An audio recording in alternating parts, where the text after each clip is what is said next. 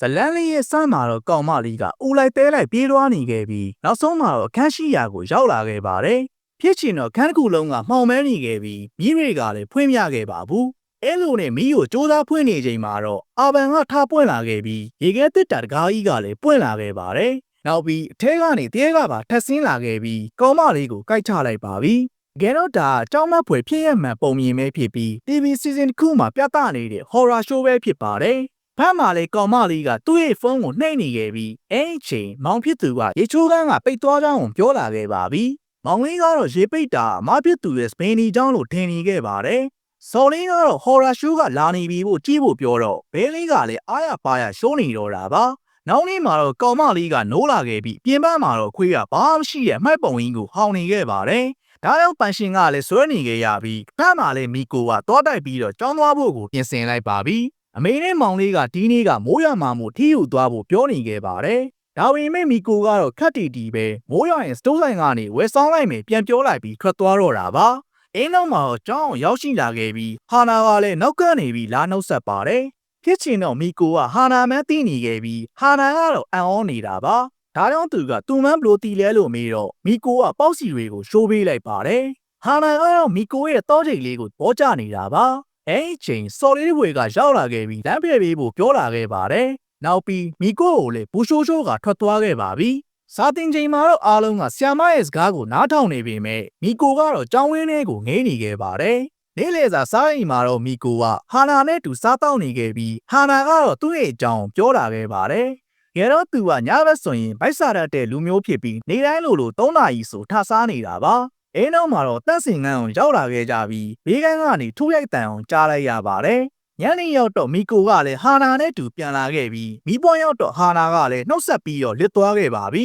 ။အဲဒီချိန်မီကိုကတော့တောချိပြောင်းနေတာကိုရိပ်မိသွားခဲ့ပြီးကြောင်းကန်းလေးကိုပြန်လာခဲ့ပါတယ်။ဖြစ်ချင်တော့တောချိလေးကခုံအောင်မှရှိနေခဲ့လို့ကောက်နေတော့မှပဲအနောက်ဘက်ကနေရိပ်မဲကြီးကဖြတ်သွားခဲ့ပါတယ်။ဒါရောက်သူလည်းရှောင်းလန်းကိုလိုက်ကြည့်လိုက်ပေမဲ့ဘာဆိုဘာမှပြေးခဲ့ရပါဘူး။အဲလိုနဲ့ကျောင်းကပြတ်ပြေးလာခဲ့ပြီးလမ်းမှာလည်းမိုးအထပ်ပြီးမိလာပြန်ပါတယ်။ပြီးတော့သူကဟာနာစီကိုမက်ဆင်ဂျာကဆက်သွယ်လိုက်ပါပြီ။မိုးမိနေတဲ့ပုံပို့လိုက်ချိန်မှာတော့ဖက်ကပြန်ပြီးသူ့ပုံလေးကိုဇက်တိုက်ပြန်ပြီးပို့လာခဲ့ပါတယ်။အဲ့ပြင်ဖုံးကလည်းထကြောင်လာခဲ့ပြီးသူ့ပုံလေးကတဲမပုံစံပြောင်းလဲသွားပါတယ်။ဒါကြောင့်သူလည်းကြောက်လန့်သွားခဲ့ပြီးဖုံးမရောပြီးပြစ်ချလိုက်ပါပြီ။ပတ်ဝန်းကျင်ကိုကြည့်ပြန်တော့လေရာအားလုံးကတိတ်ဆိတ်နေခဲ့ပြီးအဲ့ဒီချိန်ဟာနာစီကမက်ဆီကလည်းဝင်လာခဲ့ပါတယ်။အဲလိုနဲ့မီကိုလည်းစိတ်သက်သာရသွားခဲ့ပြီးပင်မလို့မျက်လုံးမားတွေထင်နေခဲ့တာပါ။ဖြစ်ချင်တော့သူ့ရဲ့ရှေ့မှာတဲမကြီးကပေါ်လာခဲ့ပြီးသူ့ကိုမြင်နေရလားဆိုပြီးမေးလာခဲ့ပါတယ်။မီကိုကတော့ကြောက်သွားပေမဲ့ခက်တီတီနဲ့မျက်နှာလွှဲပြီးဖုံးအောင်ဆက်ပြီးတုံးနေလိုက်ပါပြီ။အဲလိုနဲ့6ရက်တည်းလေတောက်ဆက်ကွဲပြီးပြန်လစ်သွားချိန်မှာတော့မီကိုလည်းမျက်လုံးတွေပါပြိုးနေခဲ့ပါတယ်။အိမ်ပြန်ရောက်တော့မီကိုလည်းလမ်းမှာဖြစ်တဲ့ကိစ္စကြီးကိုပြန်တွေးမိနေပြီးဖြစ်ချင်တော့သူ့ရဲ့နောက်မှာတဲအထပ်ပြီးပေါ်လာပြန်ပါပြီ။မီကိုကတော့ခက်တီတီပဲမျက်နှာသစ်နေပြီးအဲနောက်မှာတော့သူကစားအုပ်တုံးပြီးစီးချလိုက်ပါတယ်။နောက်ပြီးကိုခဲမုတ်တဲ့ဂန်ခဲမှာအိမ်ရင်းသုံးပနေပစ္စည်းလုပ်တဲ့အကြောင်းရှာဖွေလိုက်ပါပြီ။စောင်းကိုရှိုးနေမှာတော့တဲကစောင်းအုပ်ထဲမှာဝင်နေခဲ့ပြီးသူ့ကိုမာမားဆိုပြီးခေါ်လာခဲ့ပါတယ်။ဒါကြောင့်သူကခက်တီတီနဲ့ပြန်ဖုံးထားလိုက်ပြီးနောက်နေ့မှာတော့ကြောင်းအောင်ပြန်ပြီးလာနေခဲ့ပါပြီ။တွင်းထဲမှာတော့သူကဒါကိုပင်မန်းလို့ဖြစ်တယ်ထင်နေခဲ့ပြီးအဲ့ဒီချိန်ဟန်နာကလည်းအနောက်ကဆပြီး၆လာပြန်ပါတယ်။ဒီနေ့မှာတော့မီကိုကလန်သွားခဲ့ရပြီးအဲ့ဒီချိန်တဲရထပ်ပြီးစောင့်နေခဲ့ပါပြီ။နောက်ပြီးသူ့ကိုမြင်လားဆိုပြီးမေးနေခဲ့တာကြောင့်မီကိုလည်းသူ့ဝတကယ်ကြီးတဲတွေကိုမြင်နေနိုင်မှရိပ်မိသွားပါပြီ။တဲမကတော့သူ့ကိုမင်္ဂလာပါလို့နှုတ်ဆက်နေခဲ့ပြီးမီကိုလည်းခက်တီတီနဲ့ဟန်ဆောင်လိုက်မှတဲလည်းစိတ်ပြက်ပြီးတော့ထွက်သွားခဲ့ပါတယ်။အဲလိုနဲ့ဝက်လဲကားနဲ့ရောက်လာခဲ့ကြပြီးကျောင်းသူတွေရဲ့ horror show ကြောင့်ပြောနေတာကိုကြားလိုက်ရပါပြီ။လော်ကော်ရဲကခေါင်းမြက်ကြီးလို့ကြားတဲ့အချိန်မှာတော့ဟန်နာကကြောက်လန့်နေခဲ့ပြီးသူကကြောက်တက်လာရင်အန်ချမိကြောင်ပြောနေခဲ့ပါတယ်။ဒါကြောင့်သူကလော်ကော်ကိုဖွင့်ကားလိုက်တော့မီကိုကလည်းဖွင့်ပေးလိုက်ပြီးပေါ်ရက်မှာတော့ခေါင်းမြက်ကြီးကစောင့်နေခဲ့ပါပြီ။ဒါပေမဲ့ဟန်ဆောင်ကောင်းတဲ့မီကိုကတော့ခက်တီတီနဲ့နောက်ကိုလှည့်ပြီးနေလိုက်ပါတယ်။ဖြစ်ချင်တော့ဖုန်းကပေါ်ထဲမှာရှိနေရကြောင်းမီကိုကလည်းဖမ်းယူပေးလိုက်ပြီးခေါင်းပြက်ကတော့အားရပါရချောင်းနေတော့တာပါ။ရုပ်ဆောင်ကောင်းတဲ့မီကိုကတော့ဖုန်းကိုအေးဆေးယူပေးလိုက်ပြီးအဲနောက်မှာတော့ဒူးဝခွင်ပြီးလဲကျသွားပါတယ်။အဲလိုနဲ့တန်းထဲကိုရောက်လာပြန်ပြီးဟာနာကတော့အောက်ခံပေါင်းပြီးဝစ်ဖို့အတွက်ကိုကြောက်ကြောက်နဲ့မိလာခဲ့ကြောင်းပြောနေခဲ့ပါတယ်။အဲဒီချိန်မီကိုကတော့တဲရီအကြောင်းတွေးနေတော့တာပါ။ကျောင်းရင်းထဲမှာတဲရီပေါင်းများစွာရှိပေမဲ့လည်းဟန်ဆောင်ကောင်းရင်လွတ်နိုင်တယ်လို့တွေးနေခဲ့ပြီးဟာနာကတော့တဲနာဘူးရဲ့အသားယူခြင်းကိုခံနေရပါတယ်။ ဒါကြောင့်သူကချက်ချင်းပဲခွန်တွန်းထုတ်ပေးလိုက်တော့တဲရကောင်ကတောင်းကျမ်းလာပါတယ်နောက်ပြီးဈေးကန်းသွားမယ်လောက်ပြန်တော့လေတဲရထပ်ပြီးလိုက်လာပြန်ပါပြီစီပီကန်းကိုရောက်ချိန်မှာတော့ဟန်နာကဂျက်ကိုတုံပြီးရေခုံတန်းအောင်နားထောင်နေပါတယ်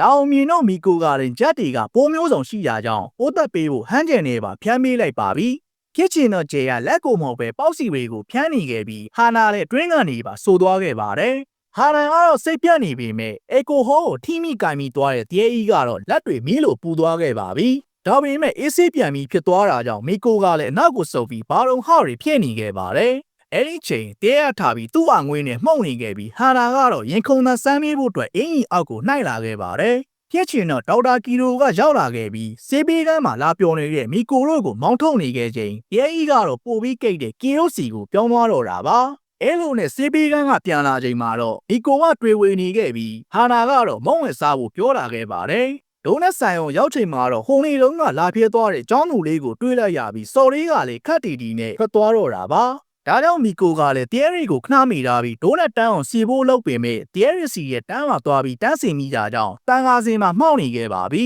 ဟာနန်ကတော့လက်ကိုဆွဲပြီးလူအုပ်ထဲကိုပြန်ခေါ်လိုက်ပေမဲ့တဲရီကတော့ပိတ်တာကြီးရဲ့စားတော့ခြင်းကိုခံနေရပါတယ်ညနေရောက်တော့ဒိုနတ်ဝယ်ကပြန်လာခဲ့ကြပြီးလမ်းမှာတွေ့တဲ့ကြောင်လေးကိုသွားကြည့်နေတော့တာပါဟာနာကတော့ကြောင်လေးကိုသာတွေ့နေရပေမဲ့ပုံးလေးမှာဝင်အောင်နေတဲ့တဲကြီးကတော့သူ့ကိုလှမ်းပြီးခြောက်နေခဲ့ပါတယ်အဲနောက်မှာတော့ခေါ်လာကြတဲ့ကြောင်မောက်လေးကိုဖေးဖို့ပေါ်မှာတင်ပေးလိုက်ပြီးမွေးမဲသူကိုရှာဖွေနေပါပြီတဲကတော့တောက်လျှော့လိုက်လာနေခဲ့ပြီးအဲဒီချိန်ဟာနာကတော့ဘဲဝေကိုတိုက်မိသွားပါတယ်ဖြစ်ချင်တော့အဲ့ဒီဘဲကယာကူဇာကြီးဖြစ်နေခဲ့ပြီးဟာနာကလည်းကြောက်လန့်နေခဲ့ချိန်ကြောင်မွေးစားမဲ့ဘဲလေးကလည်းရောက်လာပြန်ပါတယ်ဟာနန်ကတန်ပန်မဲလို့ထင်နေခဲ့ပေမဲ့နီကိုကတော့ဘဲလစ်စီကနာနာဘာဝငွေသက်တီကိုမြင်လိုက်ရပါတယ်။ဒါကြောင့်သူကပေးနိုင်မှုလို့ပြန်ပြောလိုက်တော့ဘဲလေးကလည်းခတ်တီတီနဲ့လစ်သွားတော့တာပါ။ဘဲလေးကတော့လစ်သွားပေမဲ့ယာကူဇာကတိချစ်သူလို့ခံစားရတာကြောင့်ကြောင်လေးကိုဘဲကြီးလက်ထဲထည့်ပေးလိုက်ပါတယ်။ကြောင်လေးကိုရချိန်မှာတော့ယာကူဇာရဲ့ခန္ဓာကိုယ်မှာကြောင်နဲ့သားတွေပေါ်လာခဲ့ပြီးဘဲကြီးကတော့ပူစီလေးကိုနမ်းရှုံပြီးတော့လစ်သွားခဲ့ပါပြီ။အဲ့ဒီချိန်ဘဲကြီးကတော့ပူစီလေးကိုချစ်တဲ့စိတ်နဲ့ကြီးရှုနေခဲ့ပြီးဇလန်းလေးကဒီမာရီမဲခန့်ရလို့သွားခဲ့ပြန်ပါတယ်။နေုံ